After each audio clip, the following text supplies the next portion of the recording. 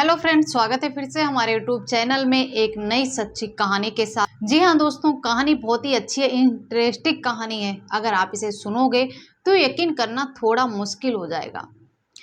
आप सोचोगे कि क्या लोग रिश्ते बनाने के बाद ऐसा भी कहते हैं।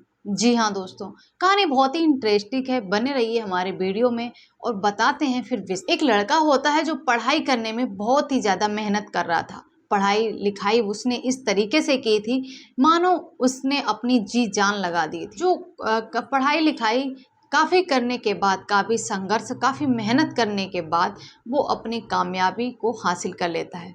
जी हाँ दोस्तों, वो पुलिस की जॉब प्राप्त कर लेता है। और पुलिस की जब उसे वर्दी मिलती है तो इतना आसानी तो नहीं होता है, लेकिन फिर भी वो बंदा अपनी मेहनत पे मेहनत किए जा रहा था और उसने हार तब तक नहीं मानी जब तक उसने अपनी मंजिल को हासिल नहीं कर लिया। आज की कहानी कुछ ऐसे ही है। अगर आप इसे सुनोगे तो थोड़ा यकीन करना मुश्किल होगा कि क्या उस लड़के ने एक कामयाबी पाने के बाद, अपनी मंजिल को हासिल करने के बाद उसने ऐसी कौन सी गलती कर दी जिससे उसकी जान देकर चुकानी पड़ी। और इसके बाद वो 2 साल हर रोज मरता रहा। बने रहिए वीडियो में और बताते हैं विस्तार से। लेकिन हमेशा की तरह फिर से एक वही रिक्वेस्ट कि जिसने जो भी अभी हमारे चैनल पर नया है तो प्लीज़ पहले तो हमारे चैनल को सब्सक्राइब कर लीजिए, वीडियो को एक लाइक कर दीजिए, बेल आइकन को प्रेस करके वीडियो को शेयर जरूर कर देना, ताकि और भी आपके यार, फैमिली, दोस्त लोग जो भी देखें हमारे वीडियो तो इस कहानी को कुछ ना कुछ सीखें। इसी के साथ समय को ज़ाया ना करते हुए बढ़ते हैं वीडियो में आगे और बताते हैं कि आखिर इस लड़के ने ऐसा क्या किया। दोस्तों, ये कहानी है बुलंदशहर, औरंगाबाद जिले की, जहाँ पर एक लड़का काफ़ी मेहनत करने के बाद, काफ़ी भाग दौड़ करने के बाद वो अपनी मंजिल को हासिल करता है। और उसकी मंजिल कुछ ऐसी वैसी मंजिल नहीं थी, बल्कि बहुत ही खास, जिसके ऐसी मंजिल थी जो हर किसी की किस्मत में नहीं होती है। लोग कोशिश तो पाने की बहुत करते हैं, लेकिन वो मंजिल हर किसी को नहीं मिलती। जी हाँ दोस्तों, वो लड़का जिसका नाम पंपी था, जिसके पिता का नाम प्रवीण यादव था। अब पंपी यादव इतनी ज़्यादा लगन से पढ़ाई कर रहा था, इतनी ज़्यादा लगन से मेहनत कर रहा था कि हर एक क्लास में टॉप आता था। और टॉप आने के बाद धीरे धीरे उसने पढ़ाई अपनी आगे करता गया और उसने इंटर तक की पढ़ाई बहुत ही अच्छे से, बहुत ही अच्छे नंबरों से उसने पास। उत्तर प्रदेश में पुलिस भर्ती 2017 में मेरिट के तौर पर आती है, जिसमें पंपी यादव अप्लाई करता है और पंपी यादव के अच्छे नंबरों की वजह से वो उसमें सेलेक्ट है। अब सिलेक्शन होने, पंपी यादव का जब सिलेक्शन हो जाता है, उसका ज्वाइनिंग लेटर जब घर आ जाता है तो पंपी यादव बहुत ज़्यादा खुश हो जाता है। 2019 में पंपी यादव अपनी जॉब प्राप्त कर लेता है और उसे पुलिस की वर्दी मिल जाती है। दोस्तों, पंपी यादव जब पढ़ाई कर रहा था तो उसने सोच लिया था या तो वो आर्मी में जाएगा और या फिर वो पुलिस की जॉब करेगा। अगर वो जिएगा तो अपने वतन के लिए और मरेगा भी तो अपने वतन के लिए। उसने ऐसा ही सोच रखा था और पंपी का इरादा भी कुछ ऐसा ही था। पंपी बहुत ज़्यादा पढ़ाई कर रहा था, बहुत ज़्यादा लगन के साथ पढ़ाई लिखाई कर रहा था और काफ़ी सारी मेहनत करने के बाद, भाग दौड़ करने के बाद पंपी को एक दिन वो मुकाम हासिल हो जाता है। दोस्तों, इसके बाद 2020 में पंपी यादव ट्रेनिंग पर चला जाता है। अब बहुत ज़्यादा खुशी थी। ट्रेनिंग पूरी होने के बाद जब पंपी वापस घर आता है तो गांव के लोग पंपी यादव का स्वागत फूल और ढोल नगारों के साथ करते हैं। जहां पर घर परिवार तो खुश था ही, लेकिन गांव वाले भी बहुत ज़्यादा खुशी मना रहे थे। उनका कहना था कि चलो, कोई तो है जिसने पुलिस में छाप छोड़ी है और जिसे पुलिस की नौकरी मिली है। अब ये हमारी कभी कोई प्रॉब्लम होगी तो कम से कम अब हमारी हेल्प तो करेगा। दोस्तों, पंपी के घर वाले तो खुश थे ही थे, लेकिन अब गांव वाले भी बहुत ज़्यादा खुश थे। दोस्तों, इसी के बाद पंपी यादव जब अपना पूरा स्वागत वगैरह होने के बाद पंपी यादव जब 2 दिन बाद घर से बाहर निकलता है तो देखता है उसके बगल में एक बहुत ही सुंदर खूबसूरत लड़की रह रही थी, जिसका नाम प्राची था। तभी पंपी यादव कहता है कि अरे प्राची, तुम कैसी हो, काफी दिनों बाद दिखी हो। तभी प्राची कहती है, अरे तुम्हारे तो भाव बढ़ गए हैं, तुम्हें तो पुलिस की जॉब मिल गई और तुम्हें रुतबा भी मिल गया है, तुम तो काफी ज्यादा खुश हो, मिठाई विठाई नहीं खिलाओगे क्या? तभी पंपी यादव कहता है, हम मिठाई तो खिलाएंगे, लेकिन उससे पहले तुम हमारी एक बात सुनो। दोस्तों, पंपी यादव के बुरे दिन यहीं से स्टार्ट हो जाते हैं। अब पंपी यादव उस प्राची से बोलता है, कह रहा है तुम मुझे बहुत अच्छी लगती हो, हम तुमसे फ़ोन पर बात करना चाहते हैं, क्या तुम हमें अपना मोबाइल नंबर दे सकती हो। दोस्तों, प्राची भी सोच लेती कि अब इसकी जॉब लग गई है और इसका रुतबा बन गया है और लोग इसे पसंद भी करते हैं। अब प्राची को भी वो कहीं ना कहीं पसंद आने लगा था, फिर चाहे वो जॉब की ही वजह से क्यों ना। तभी प्राची अपना नंबर दे देती है और दोनों में काफ़ी देर देर रात तक उन दोनों में बातें होने लगती हैं। अब देरों रातों तक वो बातें करते थे, दिन में चैटिंग बात, यहाँ तक कि बहुत हद से ज़्यादा बढ़ जाती है।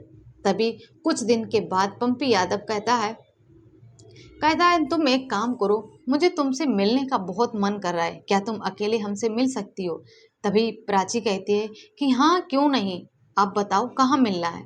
तभी पंपी यादव उसे अपने खेत की साइड झाड़ियों में बुलाता है और वही प्राची उसी रात को उससे मिलने के लिए झाड़ियों में चली जाती है। दोस्तों, इसके बाद पहुंचने के बाद पंपी और प्राची दोनों ही आपस में शारीरिक संबंध बनाते हैं। इसके बाद जब वो प्राची के साथ शारीरिक संबंध बना लेता है, दोनों बैठकर वहाँ काफ़ी देर तक बात करते हैं। तभी बातों ही बातों में पंपी यादव कहता है, तुम्हारी जो दोस्त है सोनिया मुझे बहुत पसंद है, मैं उसे बहुत लाइक करता हूँ, मैं उसके साथ भी शारीरिक संबंध बनाना चाहता हूँ, क्या तुम अपनी दोस्त सोनिया से हमें मिलवा सकती हो। तभी प्राची कहती है, हाँ क्यों नहीं, आप कहो तो कल ही बुला के लाऊं।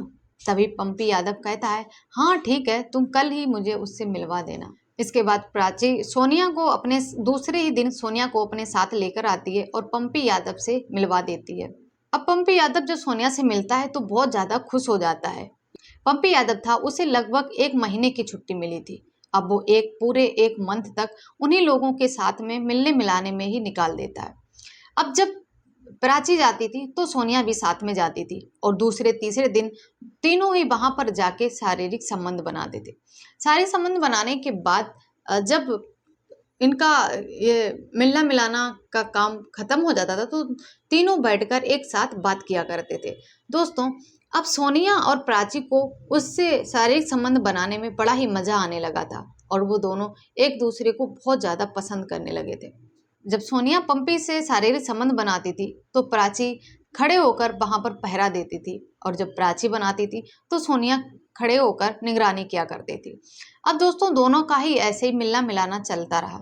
जब मिलना मिलाना चलता रहा तो धीरे धीरे देखते देखते 1 महीने की छुट्टी पूरी ही खत्म हो जाती है। जब छुट्टी खत्म हो जाती है तो पंपी यादव फिर से अपनी ड्यूटी पर चला जाता है। दोस्तों, इसके बाद वो जो प्राची थी, प्राची और सोनिया दोनों ही पंपी यादव से फोन पर बातें करते रहते थे। जब 3-4 महीने में 5-6 महीने में जब भी पंपी यादव को छुट्टी मिलती थी तो पंपी यादव आता था और उन दोनों से मिलता था। मिलने के बाद अपनी छुट्टी अच्छे से एंजॉय करके फिर वापस चला जाता था और उसे जो उसे सैलरी मिलती थी वो प्राची और सोनिया में बांट दिया करता था। दोस्तों, अब सोनिया और प्राची को पैसे की बहुत ज़्यादा लत लग चुकी थी। तभी देखते देखते 2021 में पंपी यादव का रिश्ता आता है और उसके घर वाले पंपी यादव का रिश्ता तय कर देते हैं। अब 2022 में पंपी यादव की शादी हो जाती है। शादी होने के बाद अब जो पंपी यादव था वो सोनिया और प्राची को टाइम नहीं दे पाता था क्योंकि वो टाइम अपनी बीवी को देने लगा। अब उन लोगों को समझाने लगा था, कहने लगा था कि अब मिलना मिलाना ठीक नहीं है क्योंकि अब हमारी शादी हो चुकी है और अब ना तो हम तुम्हें पैसे दे पाएंगे और ना ही वक्त दे पाएंगे क्योंकि हमारी बीवी है और बीवी हमारी हमें बहुत पसंद करती है, बहुत ज़्यादा प्यार करती है, हम अपनी बीवी को धोखा नहीं दे सकते। दोस्तों, जब इतना पंपी यादव इतना बोलता है तो वो लड़कियों को कहीं ना कहीं बहुत ज़्यादा बुरा लग जाता है।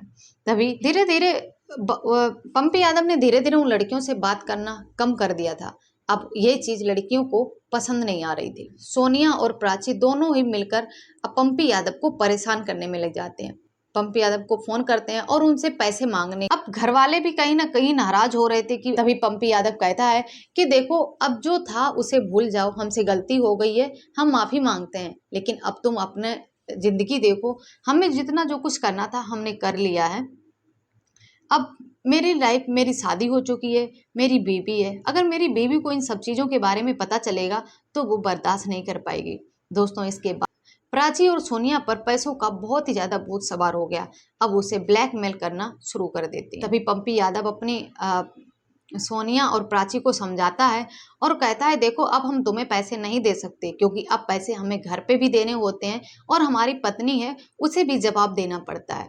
दोस्तों जब सोनिया और प्राची पंपी यादव को धमकी देती है और कहती है कि अगर तुम मुझे पैसे नहीं दोगे तो तुम्हारा जो वीडियो हमारे पास है वो हम वायरल कर देंगे, सारी दुनिया को दिखा देंगे कि तुम्हारा मेरा क्या रिश्ता था और तुमने मेरे साथ क्या किया है। दोस्तों इतना सुनने के बाद पंपी यादव बहुत ज़्यादा डर जाता है और वो फिर से अपनी सैलरी उन्हीं दोनों को बांटने लगता है। पंपी यादव पैसे अपने घर पे नहीं देता था तो इसके मम्मी पापा और बीवी भी अब कहीं ना कहीं नाराज होने लगी थी। अब सोच रहे थे कि मेरा लड़का इतना अच्छा जॉब करता है, इतना कमाता भी है, लेकिन घर पे एक भी पैसा नहीं देता है, आखिर ये पैसे का करता क्या है। दोस्तों पंपी यादव बहुत ज़्यादा मजबूर हो चुका था, लेकिन तभी धीरे धीरे लड़कियों की डिमांड बढ़ती जाती है। लड़कियां पहले तो हजारों रुपए मांगते, हजार के बाद फिर लाखों पर आ जाती है। तभी एक दिन फिर पंपी यादव के पास फोन करते हैं और कहती हैं कि मुझे आज के आज 2 लाख रुपए। तभी पंपी यादव कहता है कि 2 लाख रुपए तो बहुत होते हैं, अभी तो इतने मेरे पास हैं भी नहीं। तभी सोनिया और प्राची कहती है अगर तुमने मुझे 2 लाख रुपए नहीं दिए तो ये वीडियोस वायरल कर देंगे। दोस्तों हम आपको बताते चलें, जब सोनिया पंपी से मिलती थी तो प्राची उनका वीडियो बनाती थी और जब प्राची मिलती थी तो सोनिया वीडियो बनाती। इस तरीके से दोनों के ही पास एक दूसरे का वीडियो होता था। अब उसी को वीडियो दिखाकर वो पंपी यादव को बहुत ज़्यादा डराया और धमकाया करती थी। दोस्तों इसके बाद एक बार जब पंपी के पास पैसे नहीं थे तो उन लोगों ने 2 लाख रुपए मांगे। तब पंपी ने अपनी बीवी के ही ज्वेलरी चुरा के बेचकर उन लोगों को पैसे दिए। अब पंपी यादव अंदर ही अंदर बहुत ज़्यादा परेशान हो रहा था, मजबूर हो रहा था, घुट रहा था, लेकिन वो अपनी ये मजबूरी किसी को भी बता नहीं सकता था। लेकिन तभी एक दिन बहुत ही ज़्यादा परेशान हो गया था। तभी ये सारी चीज़ें ड्यूटी पर ही अपने एक दोस्त ध्यान सिंह को सारी बातें बता रहा था और अपने बचपन की यादें ताज़ा कर रहा था। बता रहा था कि किस तरीके से उसने अपनी पढ़ाई लिखाई की, किस तरीके से उसने अपनी जॉब हासिल की, इसके बाद उसकी ज़िंदगी में कौन सी लड़कियां आई, कौन सी गर्लफ्रेंड रही, उसने अब तक क्या क्या किया। वो अपनी ज़िंदगी की सारी यादों को ताज़ा कर रहा था। जब सब कुछ बता रहा था तो ध्यान सिंह को तभी कुछ समय के बाद एक कॉल आता है और ध्यान सिंह वहाँ से उठकर उससे थोड़ी दूर बात करने के लिए चला जाता है। लेकिन तभी ध्यान सिंह आधे घंटे बाद जब वापस आता है तो देखता है पंपी यादव की सांसें चल रही हैं और पंपी यादव के बचने की कगार पर नहीं था। दोस्तों इसके बाद पंपी यादव को तुरंत ही हालन फालन उठाया जाता है वहां से और हॉस्पिटल ले जाते वक्त पंपी यादव रास्ते में ही अपनी दम तोड़ देता है। अब सबसे ज्यादा पुलिस परेशान इस बात से थी कि आखिर आधे घंटे में ही पंपी यादव को मारा किसने। ऐसा कौन हो सकता है जो आधे घंटे में ही पंपी यादव को मार सकता है। दोस्तों अब पुलिस की जांच पड़ताल जारी हो गई थी। अब पुलिस ने बहुत ज़्यादा खोजबीन की। इसके बाद पंपी यादव का मोबाइल मिलता है। जब पुलिस ने उसके पंपी यादव के फ़ोन का लॉक तोड़ा और जब उसमें फ़ोन चेक किया तो उसमें पंपी यादव का एक वीडियो मिला, जिस वीडियो में पंपी यादव ने अपने साफ साफ शब्दों में पूरे होश और हवास में एक वीडियो बनाया हुआ था, जिसमें कहा था मुझे किसी ने मारा नहीं है बल्कि मैं खुद मरा हूँ। मेरी जिंदगी बहुत ही ज़्यादा बर्बाद हो चुकी थी। मेरे घर के सामने ही एक लड़की का घर है, उसी अब दोनों ही वो लड़कियां हमारी गर्लफ्रेंड थी। जब 2-3 साल तक हम दोनों रिलेशनशिप में रहे, हम दोनों ने शारीरिक संबंध भी बनाए, लेकिन इसके बाद जब मेरी शादी हो गई तो लड़कियों का प्यार बदल गया और वो पैसे की मांग करने लगी। एक बार तो हमने चूहे मारने की दवाई भी खाई थी, क्योंकि वो मुझे हमेशा ब्लैकमेल किया करती थी और पैसे मांगा करती थी, लेकिन हर वक्त मेरे पास पैसे नहीं हुआ करते थे। जब मैंने चूहे मारने की दवाई खाई तो मुझे किसी तरह से बचा लिया गया, लेकिन थोड़ी सी तबीयत जरूर खराब हुई थी। ये बात उन लड़कियों से कही तो लड़कियों ने सीधे बोल दिया तुम मरो या जिंदा रहो, मुझे तुमसे मतलब नहीं है बल्कि तुम्हारे पैसों से मतलब है। इसके कुछ समय के बाद उन लोगों ने फिर से हमसे 2 लाख रुपए मांगे। इसके बाद हमने अपनी पत्नी के ज्वेलरी बेचकर उन लोगों को 2 लाख रुपए दिए। अब उन लड़कों की आदत लग चुकी थी और वो अब हर महीने ही हमसे पैसे मांगने लगी थी। इसी वजह से परेशान होकर हम अपनी पिस्तल से अपनी ही जान ले रहे हैं। दोस्तों ऐसा ही वीडियो बना के पंपी यादव ने अपने फ़ोन में रख लिया था ताकि, और लास्ट में उसने ये भी कहा था कि जो भी लड़कियां हैं उन्हें कड़ी से कड़ी सजा मिलनी चाहिए, ताकि लाइफ में कोई भी लड़की ये करने के लिए सोचे भी नहीं और किसी भी लड़के की जिंदगी बर्बाद ना हो। और इसके बाद जब पुलिस ने ये वीडियोस जब देखा तो पुलिस तुरंत ही उन लड़कियों के घर पहुंची। जब लड़कियों को घर पहुंची तो लड़कियों को गिरफ्तार किया। अब लड़कियों को गिरफ्तार किया, जब उनसे पूछताछ की गई तो लड़कियां सीधे तरीके से कुछ भी बताने को तैयार नहीं थी। लेकिन आप लोग पुलिस को तो जानते ही हो, गूंगे के मुंह से भी बोली निकलवा लेते हैं। इसके बाद जब पुलिस ने अपनी कड़ाई से पूछताछ की तो लड़कियों ने वो गुनाह कबूल किया और माँ बाप को इन सब बातों पर यकीन करना बहुत ज़्यादा मुश्किल हो रहा था कि क्या उनकी लड़कियों ने ये सब किया है। तो दोस्तों, ये थी पंपी यादव की कहानी कि किस तरीके से उसने अपनी ज़िंदगी को बनाया और अपनी ही ज़िंदगी को स्वयं ही ख़त्म कर दिया। कहानी कैसी लगी कमेंट सेक्शन में ज़रूर बताना। वीडियो को ज़्यादा से ज़्यादा like, comment, share and channel को सब्सक्राइब जरूर कर देना। इसी के साथ मिलते हैं नेक्स्ट वीडियो में, तब तक के लिए धन्यवाद।